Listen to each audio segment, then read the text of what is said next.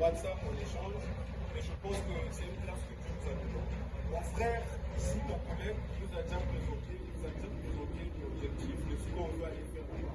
Je dois conclure. Le but de là-bas, c'est pour aller faire ce qu'on appelle une étude de faisabilité. Parce qu'on ne va pas faire comme le bon parent qui prenait la machette et la roue, pour un sale caca, qui après décide de me dire non, non. Nous, on va d'abord faire l'étude de faisabilité pour voir les conditions nécessaires pour développer l'agriculture et l'élevage. Ça, c'est ça. Et moi, je vais parler technique. Lui, il a parlé technique. Moi, je vais parler en tant que porteur de projet. Je suis entrepreneur, porteur de projet dans le domaine de l'agriculture. Pourquoi je veux parler de ça? Parce que ce domaine nous intéresse tous. Je vais prendre un exemple simple. Vous allez travailler dans le domaine du pétrole. Vous aurez un salaire de 700 000. Quel est le poulet que vous allez manger? C'est le poulet qui vient de Chine. Est-ce que vous savez comment ce poulet est traité? Est-ce que nous savons la cause de plusieurs de nos maladies dans nos corps? Est-ce que nous essayons de voir comment le poulet qui vient de Chine, combien de temps il met en route pour la France? Ça, c'est déjà les points de sujet. Donc, ça veut dire que nous tous, tels que nous sommes ici, ça doit commencer à nous travailler. Le président du Burkina Faso, Ibrahim Traoré, a dit: je ne mangerai plus le riz qui vient de Chine. Aujourd'hui, au Burkina Faso, on produit du riz. On produit le riz. Les Blancs nous ont fait quoi? Il y a longtemps que le riz, on ne pouvait pas le produire en Afrique à cause de notre climat tropical. Donc, c'est des points que moi je vais évoquer.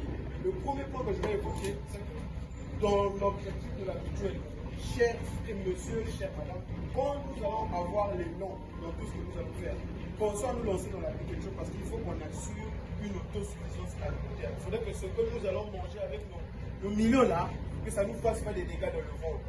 Voilà pourquoi on a dit non, il faut qu'on commence à voir ce point-là. Le premier point qu'on a vu, c'est quoi? C'est le point de l'élevage. Moi, j'ai parlé d'élevage. Pourquoi j'ai parlé de l'élevage? Parce que je pense que le Congolais aime la chair, la viande. J'ai parlé de la pisciculture aussi, c'est-à-dire l'élevage des clarias africaines, ce qu'on appelle le mola. On appelle ça, le nom c'est le clarias caribeus. Pourquoi j'ai évoqué le clarias? Parce que pour moi, je pense que si la mutuelle lance au moins une petite ferme c'est-à-dire de 3, 4, 5 bacs, la mutuelle peut déjà commencer à générer de l'argent. Pourquoi? Parce qu'un clarias gagne plus de 2 kg femelle peut générer jusqu'à 60 000 larves par pendaison. Je m'explique. Quand vous faites ma publicité en Congolais, il me ça déjà 2 kg dans ma masse. Tu veux que ça fasse à vous contrôler la production, il y a un produit par mal de 60 000. Ça, c'est vérifié par l'université de Belgique. Il y a des vidéos à la fin. Sur les 60 000 larves qui arrivent, vous allez dans votre étang, c'est-à-dire, on appelle ça la partie de l'alimentation, ou bien dans votre laboratoire. Si vous perdez par exemple 20 000, ça va pour qu'ils atteignent ce qu'on appelle l'âge de l'alimentation. Vous perdez 20 000, il vous reste combien? 40 000.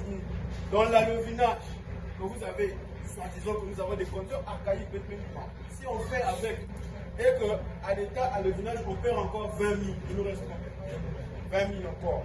Et les 20 000 là, si on va à l'état de grossissement pour que ça arrive